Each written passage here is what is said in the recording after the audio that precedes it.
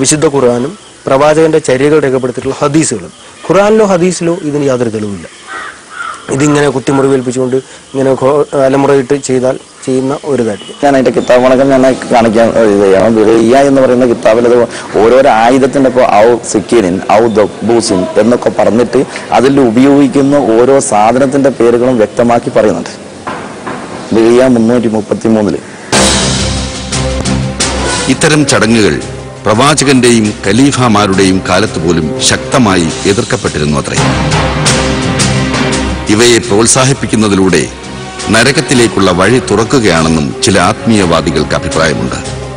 23 കൊല്ലത്തെ പ്രബോധന ജീവിതം, അദ്ദേഹത്തിന്റെ വാക്കുകൾ, അദ്ദേഹത്തിന്റെ പ്രവൃത്തികൾ, അദ്ദേഹത്തിന്റെ ചലനങ്ങളെല്ലാം രേഖപ്പെടുത്തപ്പെട്ടതാണ് ആധുനിക ചരിത്രത്തിൽ, കേട്ടുകേൾവിയല്ലാത്ത.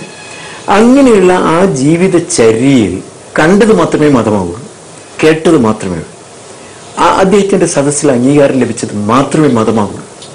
ഇങ്ങനെ വളരെ വ്യക്തമായി നിർവചിക്കപ്പെട്ട മതത്തിന്റെ കർമ്മങ്ങളിലേക്ക് പ്രവാചകൻ പറഞ്ഞതാണ്. എന്റെ ഈ ആദർശത്തിലേക്ക്, എന്റെ ജീവിതത്തിൽ ഈ നിങ്ങളെ പഠിപ്പിച്ച കാര്യങ്ങളിലേക്ക് പുതുതായി ആരെങ്കിലും എന്തെങ്കിലും കൊണ്ടുവന്നാൽ അത് തള്ളപ്പെടേണ്ടതാണ്. അത് ദീനിന് നിരക്കാത്തതാണ്, മതത്തിന് നിരക്കാത്തതാണ്, അത് നരകത്തിലേക്കുള്ള മാർഗമാണ്. ബഹുമാനപ്പെട്ട റസൂലുള്ളാഹി സ്വല്ലല്ലാഹു അലൈഹി വസല്ലം കാലത്താണ് ഒരു സാബിന്റെ കണ്ണ് എടുത്തു വന്നതിന് ശേഷം കണ്ണ് അമ്പ് ചെയ്തിട്ട് കൊണ്ടിട്ട് നേരെ പുറത്ത് വന്നിട്ട് റസൂലുള്ളാഹി സ്വല്ലല്ലാഹു അലൈഹി വസല്ലമയൊക്കെ ചെന്നിട്ട് റസൂലുള്ളാഹി സ്വല്ലല്ലാഹു അലൈഹി വസല്ലമാണ് അവിടുത്തെ തുപ്പുനീറുകൊണ്ട് ആ കണ്ണ് അവിടെ ചെയ്തു വെച്ചുകൊടുത്ത്. അങ്ങനെ ഒട്ടനവധി കാര്യങ്ങൾ ആ കാലത്തെ നടന്നു പോന്നിട്ടുണ്ട്. അത് പൊതുവിശ്വാസികൾ പറയുന്നതിൽ അർത്ഥമല്ല. കാരുണ്യത്തിന്റെ ഒരുപാട് സ്പർശങ്ങൾ നിലനിൽക്കുന്ന ഒരു മതത്തിന് ഒരിക്കലും സ്വന്തം ശരീരത്തെ പീഡിപ്പിച്ചുകൊണ്ട്, മറ്റൊരുത്തന്റെ ശരീരത്തെ പീഡിപ്പിച്ചുകൊണ്ട്, ചോര ഒലിപ്പിച്ചുകൊണ്ട് ഇങ്ങനെ ഒരു ആഘോഷം നടത്താൻ കഴിയുമെന്ന് ഞാൻ വിശ്വസിക്കുന്നില്ല. കുഞ്ഞുസീതി കോയ തങ്ങളുടെ നേതൃത്വത്തെയും ഇവർ ചോദ്യം ചെയ്യുന്നു. തങ്ങളുടെ പേര് പറഞ്ഞുകൊണ്ട് ഇല്ലാത്ത കറാമത്തിന്റെ മറവിൽ നടത്തുന്ന ഒരു ചെപ്പടി വിദ്യയാണത്രേ ഇവിടെ അരങ്ങേറുന്നത്. അതിന്റെ പിന്നിൽ ഏതെങ്കിലും ഒരു ഷെയ്ഖ്, ഏതെങ്കിലും ഒരു വലിയ അയാളുടെ പേര് പറഞ്ഞുകൊണ്ടായിരിക്കും ഇതൊക്കെ ചെയ്യാം. എന്നിട്ട് അതിലൊരു അമാനുഷികതയും ഒരു കറാമത്ത് എന്ന് പറഞ്ഞുകൊണ്ട് ജനങ്ങളെ വളരെ ഭീതിപ്പെടുത്തിയിട്ട് അതിന് അവരുടെ പ്രീതി ലഭിക്കുന്നതിന് വേണ്ടി, ഭീതിയുടെ എതിരായി അവരുടെ പ്രീതി ലഭിക്കുന്നതിന് വേണ്ടിയുള്ള ചൂഷണം മാർഗമായി സ്വീകരിച്ച ആളുകളാണ് ഇതിന്റെ പിന്നിൽ പ്രവർത്തിച്ചത്. ഒരു തലവേദന വന്ന് എനിക്ക് ഈ തലവേദന തന്നല്ലോ പറഞ്ഞ തല വെച്ച് പൊട്ടിക്കുക, അതുപോലെ തന്നെ എന്തെങ്കിലും നിസ്സാര പ്രശ്നം വരുമ്പോഴേക്ക് തൂങ്ങി മരിക്കുക, അങ്ങനെയുള്ള ഓരോരോ പ്രവണത അത് ഇസ്ലാം വളരെയധികം എതിർത്തൊരു വിഷയമാണ്. ഇത് റാത്തീബിന്റെ കറാമത്തുകൾ കാണിക്കാൻ വേണ്ടിയിട്ട് അത് കാണിക്കുന്ന ആ സമയത്ത് മാത്രം കാണിക്കുന്ന ഒരു പ്രവണതയാണ്.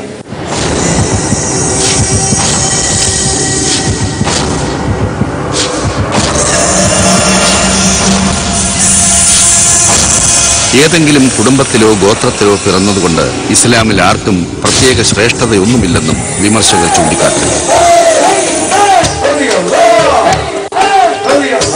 അതുകൊണ്ട് തന്നെ കുത്തറാത്തീബിന് ശേഷമുണ്ടാകുന്ന മുറിവുകൾ തങ്ങൾ തൊടുമ്പോൾ ഉണങ്ങുന്നതിനെയും ഇവർ അംഗീകരിക്കുന്നില്ല. തങ്ങന്മാരെന്ന് പറഞ്ഞാൽ ജനങ്ങളിൽ ഒരു വിശ്വാസമുണ്ട്. എന്ത് പ്രശ്നങ്ങൾ കയറിയാൽ അത് എല്ലാ മതസ്ഥരും അംഗീകരിക്കുന്നൊരു കുടുംബമാണ് ഈ തങ്ങന്മാരെ കുടുംബം. ഇപ്പം നമ്മൾ ഹിന്ദുക്കളുടെ നമ്പൂരി എന്ന് പറയുന്നത് മാതിരി അങ്ങനെ ഞങ്ങളടുത്ത് വരുന്ന ആ ഒരു പാരമ്പര്യമായി നേരത്തെ പറഞ്ഞതുപോലെ തന്നെ അത് ഞങ്ങൾ മന്ത്രിച്ചു കൊടുക്കുന്ന മന്ത്രവും അത് എഴുതി കൊടുക്കുന്ന ഉറുക്കും നൂലും ഒക്കെ അതിന് ഫലം കിട്ടുന്ന അവര് പല പ്രശ്നങ്ങളും. ഇസ്ലാമിക ദർശനങ്ങൾ ഒരിക്കലും പാരമ്പര്യമായി അല്ലെങ്കിൽ ജന്മത്തിലൂടെ ലഭിക്കുന്ന ഒരു കാര്യമല്ല. അത് അവന്റെ വിശ്വാസവും അവന്റെ പ്രവർത്തനങ്ങളുമായി ബന്ധപ്പെട്ട് മാത്രമാണ് അവന്റെ രക്ഷയും ശിക്ഷയും അവന്റെ മോചനവും ഒക്കെ ഉള്ളത്. പാരമ്പര്യവാദികൾ എന്ന് പറയുമ്പോൾ പ്രവാചകന്റെ അനുയായികളിൽ തന്നെ, പ്രവാചകന്റെ പിൻഗാമികളിൽ തന്നെ അവിശ്വാസികളുണ്ട്. പ്രവാചകനെ ഏറ്റവും അധികം നേരിട്ടവർ പ്രവാചകന്റെ അഹ്ലു ബൈത്ത് കുടുംബത്തിൽപ്പെട്ട ആളുകളാണ്.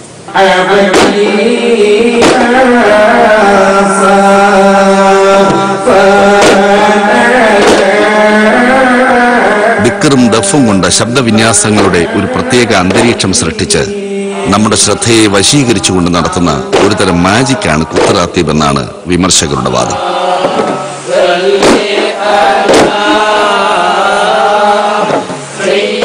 ഇപ്പോഴത്തെ ആധുനിക മ്യൂസിക്കില് വിവിധ കാര്യങ്ങളുണ്ട്. അതിൽ ലയിച്ച്, അതിൽ മരവിച്ച്, അതിൽ എന്തെല്ലാം ഭൗതികമായ അവന്റെ പരിസരം തന്നെ മറന്നുകൊണ്ട് അതിൽ ലയിച്ച് ജീവിക്കുന്ന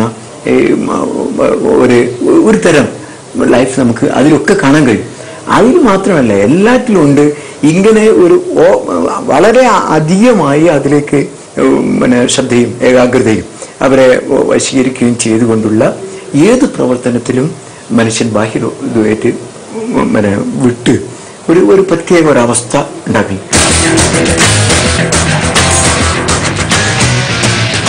കുത്തറാത്തീപിനിടയിൽ ശരീരം മറന്ന് കുത്തി പരിക്കേൽപ്പിക്കുന്ന പലരുടെയും മുറിവുകൾ കുഞ്ഞിത്തങ്ങൾ ഒന്ന് തലോടി സുഖമാക്കുന്നത് ഞങ്ങൾ നേരിൽ കണ്ടിരുന്നു.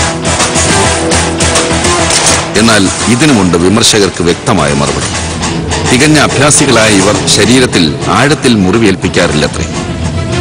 അതായത് നോക്കുന്നവന് തോന്നുന്നത്ര ആഘാതം ഇവർ സ്വന്തം ശരീരത്തിൽ ഏൽപ്പിക്കാറില്ല.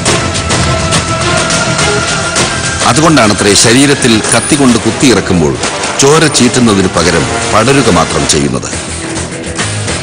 ഇങ്ങനെ പടരുന്ന ചോരയെ പെട്ടെന്ന് നിർത്താൻ അത്യാവശ്യം മരുന്നുകൾ മതി. പ്രത്യേകിച്ച് കറാമത്തൊന്നും വേണ്ടെന്നും വിമർശകർ പറയുന്നു. ഇവര് മാത്രമല്ല, പലരും ഇന്ന് ലോകത്ത് പലതും ചെയ്യുന്നു. പല കാര്യങ്ങളും ഇപ്പം ഈ മനുഷ്യന്മാര് അവര് വലിയ സമൂഹത്തെ അവരെ ചുറ്റുഭാഗത്ത് അവരുടെ ചലനങ്ങളെ മുഴുവൻ നിരീക്ഷിച്ചുകൊണ്ടിരിക്കുന്ന നോക്കിക്കൊണ്ടിരിക്കുന്ന അവരുടെ മുന്നിൽ പല അത്ഭുതങ്ങളും അവർ കാണിക്കുന്നുണ്ട്. സ്വാഭാവികമായിട്ട് അവരെല്ലാവരും പറയുന്നത് അത് വെറും ജാലവിദ്യയാണ്, അല്ലെങ്കിൽ കൺകെട്ടാണ്, അല്ലെങ്കിൽ അതുപോലെയുള്ള ഇതാണ്, ഇത് ഒരിക്കലും തന്നെ അമാനുഷികമായിട്ടുള്ള കാര്യമല്ല എന്ന് പറഞ്ഞുകൊണ്ട് തന്നെയാണ് ഈ ജനങ്ങൾക്കിടയിലൂടെ നിറഞ്ഞു നിൽക്കുന്ന വളരെ ട്രാഫിക് സജീവമായിട്ടുള്ള സ്ഥലത്തിലൂടെ കണ്ണുകെട്ടി വാഹനം ഓട്ടുക, അതുപോലെയുള്ള ഒരുപാട് കാര്യങ്ങൾ ചെയ്യും. അതുപോലെ മുറിച്ച് എടുക്കുന്നത്, മനുഷ്യനെ മുറിച്ച് 3 കഷ്ണങ്ങളാക്കി ഇരിക്കുക, ആ മനുഷ്യൻ തന്നെ വീണ്ടും ഇറങ്ങി വരിക. ഇതൊക്കെ ഇന്ന് നിത്യ സംഭവങ്ങളായി നാം മീഡിയകളിലൂടെ തന്നെ നമ്മൾ കാണുന്നു, ലോകത്ത് പ്രചരിപ്പിക്കപ്പെടുന്നു. അല്ലാതെ നടു റോട്ടിൽ വെച്ചും ഇത് ചെയ്യുന്ന ആളുകളുണ്ട്. അതൊന്നും തന്നെ യാഥാർത്ഥ്യമല്ല. ഒരു തരം ജനങ്ങളെ മനസ്സിനെ അല്ല അവരുടെ ദൃഷ്ടിയെ വശീകരിക്കുന്ന ഒരു തരം, ഇത് ചരിത്രാതീത കാലം മുതൽക്ക് തന്നെ ലോകത്തുള്ളത്. ചില സ്ഥലങ്ങളിൽ അങ്ങനെ പറയാറുണ്ട് ചില ആളുകൾ.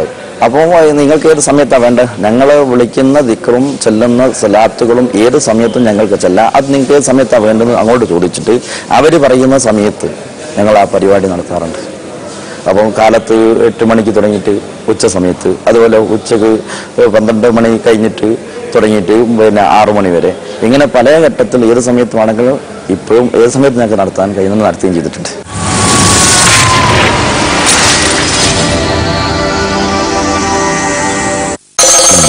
ആയുക്യർ വാജി തൈലം അവതരിപ്പിക്കുന്നു